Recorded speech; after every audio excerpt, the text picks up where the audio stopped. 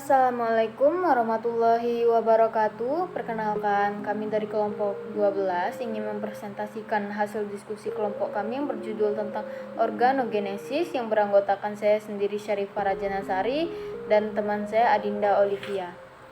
Baik, di sini saya akan membahas yang pertama, yaitu pengertian organogenesis, di mana organogenesis adalah proses pembentukan organ-organ tubuh eksternal dan internal. Yaitu organogenesis merupakan suatu tahap embrio yang memerlukan waktu paling lama dan merupakan tahap paling sensitif selama perkembangan embrio, di mana organogenesis itu berasal dari lapisan-lapisan germinal, ektoderm, mesoderm, dan endoderm yang berkembang menjadi organ-organ internal menurut Wiati tahun 2001. Selanjutnya itu pembentukan organ derivat ektoderm terbagi menjadi 5. Yang pertama ada pembentukan sistem saraf, pembentukan mata, pembentukan telinga, dan pembentukan organ yang kelima hipofisis. Di mana pembentukan organ derivat ektoderm sebagai lapisan luar dari embrio terdiri atas bakal bumbung neural, bakal pial neural, dan bakal epidermis. Bumbung neural itu merupakan bakal dari sistem saraf pusat, sedangkan pial neural akan membentuk sistem saraf periferi serta ganglion, medula adrenal, dan sel-sel pigmen dan juga kepala. Baik, sistem saraf pusat pada amfibi, bumbung neural akan menjadi otak yang terbagi menjadi 3. Yang pertama prosencephalon, mesencephalon, dan rhombencephalon. Sedangkan pada apes, sistem saraf pusatnya itu terdiri atas medula spinalis dan otak yang disusun oleh beberapa sel, yaitu neuroepithelium sebagai sumber dari beberapa sel lainnya, neuroblast, glioblast, yang kemudian akan berdiferensiasi menjadi sel oligodendrobila dan astrosit dan sel-sel ependim.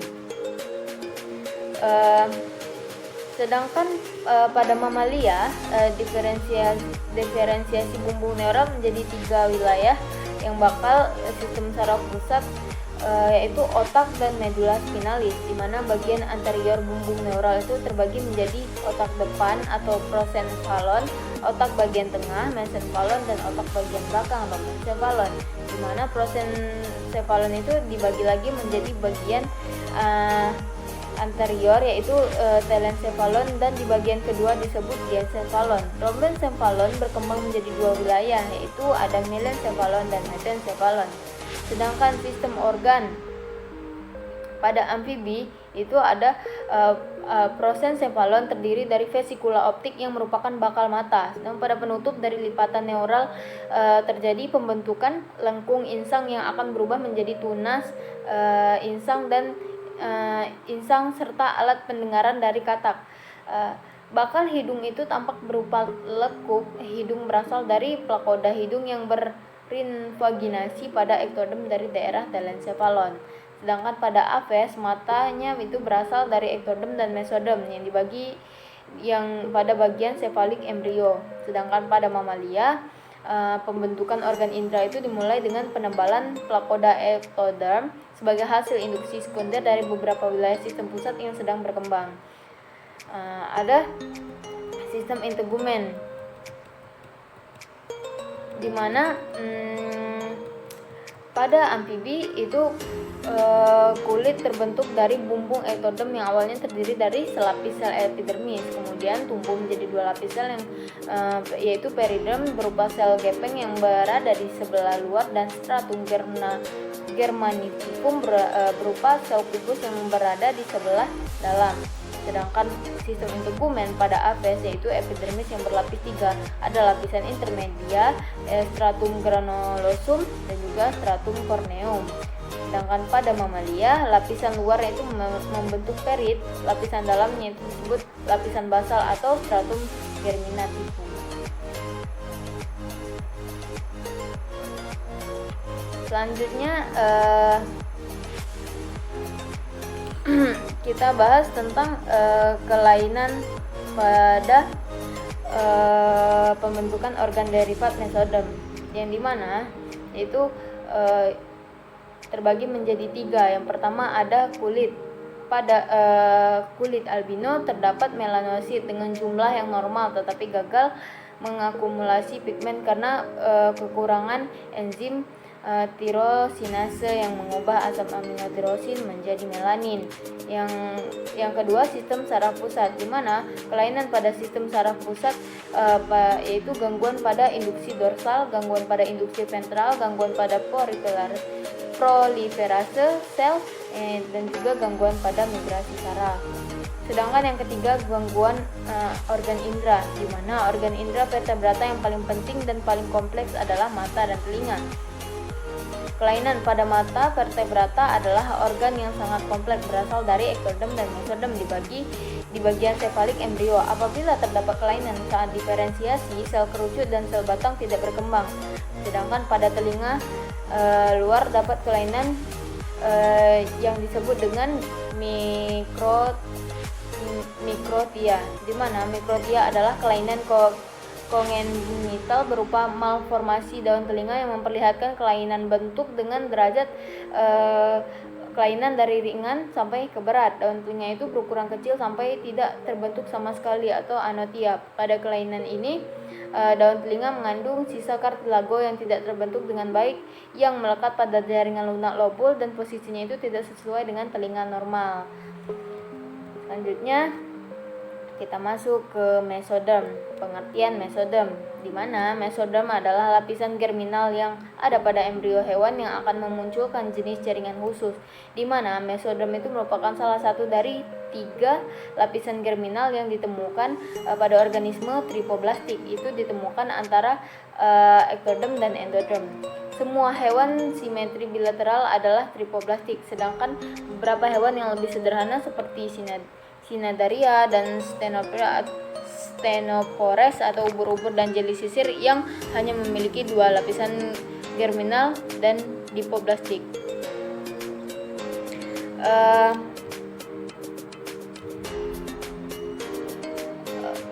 Mesodem memainkan peran penting dalam perkembangan hewan. Ini terus membentuk banyak struktur sentral termasuk sistem rangka, sistem otot, dan notochorda. Selanjutnya akan dibahas oleh teman saya Adinda Olivia. Terima kasih.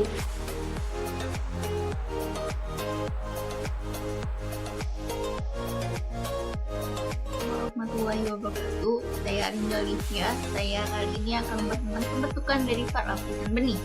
Derivat lapisan benih merupakan sel lapisan benih mesodem yang terbentuk lembaran tipis jaringan ikat pada kedua sisi garis tengah yang berkembang membentuk mesodem paraksial.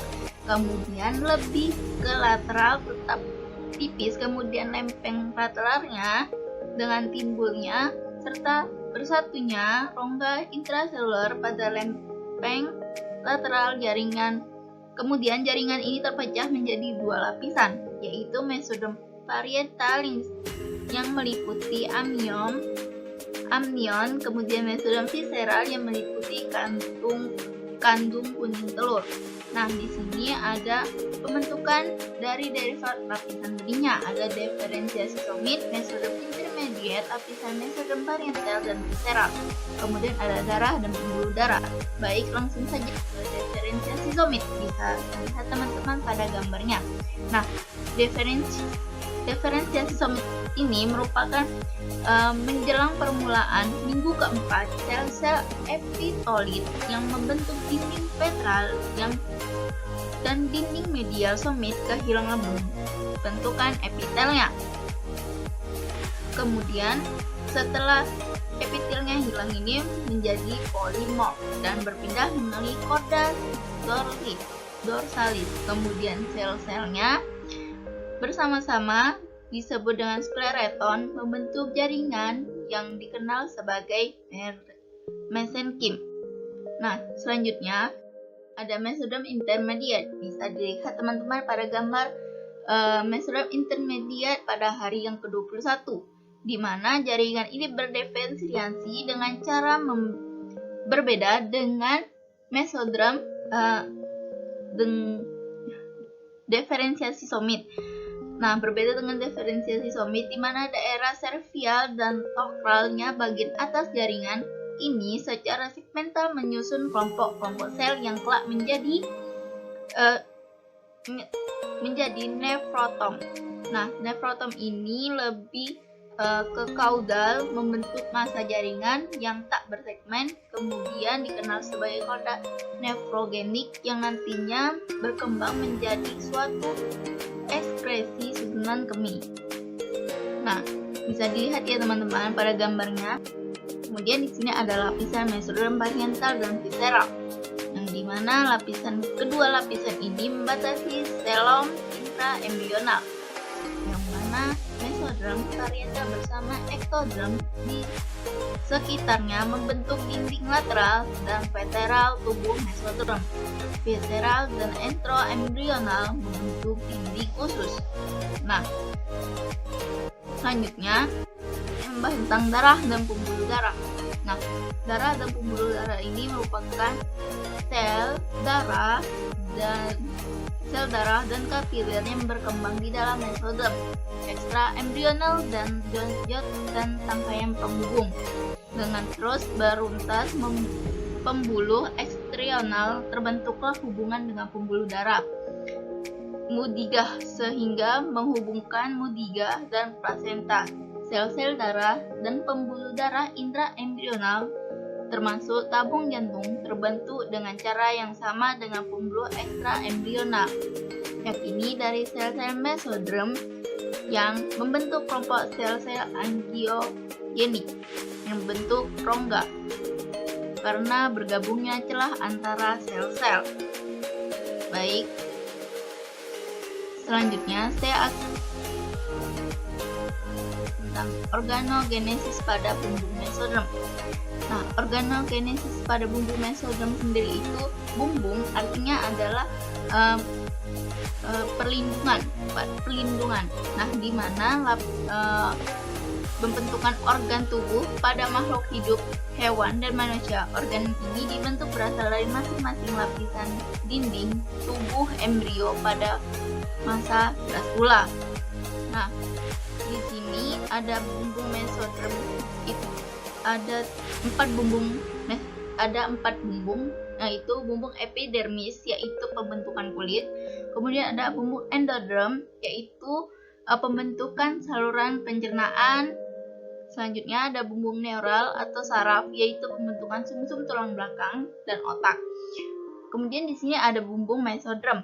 Nah, bumbung mesoderm sendiri itu merupakan yang berfungsi pembentukan otot lurik, polos dan jantung, mesenkim yang dapat berdiferensiasi menjadi berbagai macam sel dan jaringan.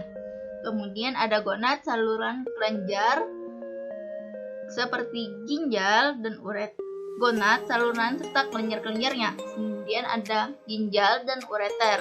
Selanjutnya ada lapisan otot dan jaringan pengikat. Selanjutnya ada lapisan rongga tubuh dan selaput-selaput berbagai alat. Kemudian ada jaringan ikat dalam alat-alat seperti hati, pencernaan, dan kelenjar usus buntu. Ada lapisan dentin, sematum, dan periodontum gigi yang bersama pulpanya. Baik, selanjutnya ada daerah turunan mesoderm. Nah, daerah turunan mesoderm ini bisa kalian lihat pada gambar di atas. Yang pertama ada intermediate mesoderm, dia turunannya ada kidney dan gonads, kemudian korda mesoderm ada notochord, kemudian paraxial mesoderm ada kepala, somit, kemudian sklerotom, myotom, dan dermatom. Selanjutnya ada lateral plate mesoderm, di mana ada plasmanik yang kemudian turunannya ada hati dan darah. Kemudian ada somatik dan ekstraembrionik. Nah, di sini daerah turunan mesodermnya itu ada korda mesoderm, mesoderm dorsal, intermediate, lateral, dan kepala. Nah, korda mesoderm ini mempunyai fungsi secara khusus membentuk notochord atau sumbu tubuh yang berfungsi sebagai penyokong tubuh itu sendiri. Kemudian ada mesoderm dorsal yang mempunyai bersifat segmental maupun tidak, tergantung pada hewan itu sendiri. Selanjutnya ada intermediate intermediate sendiri yaitu membentuk sistem ekskresi dan ductus genital. Nah, ductus genital ini kita contohkan pada ikan. Nah, pada ikan pada kelas pada kelas tertinggi dan amphibia itu ada mesonephros. Nah, apes dan mamalia itu ada ginjal atau rem yang terdiri dari 3 macam. Peronephros dengan vertigal paling awal dibentuk, mesonephros organ ekskresi selama periode embrio, kemudian metanephros dibentuk tahap akhir dan berfungsi sebagai mesonephros regenerasi. Baik, selanjutnya ada lateral, mesodrem lateral, yaitu adalah sebagai pertumbuhan anggota gerak seperti sel-sel somatik yang di bawah ektodrem mengalami polivariansi. Kemudian ada kepala. Nah, fungsi kepala ini merupakan secara khusus membentuk otot pada wajah atau muka. Bisa dilihat pada gambar ini merupakan gambar dari otot wajah atau otot muka simpase. Baik, hanya itu saja yang bisa saya sampaikan. Terima kasih.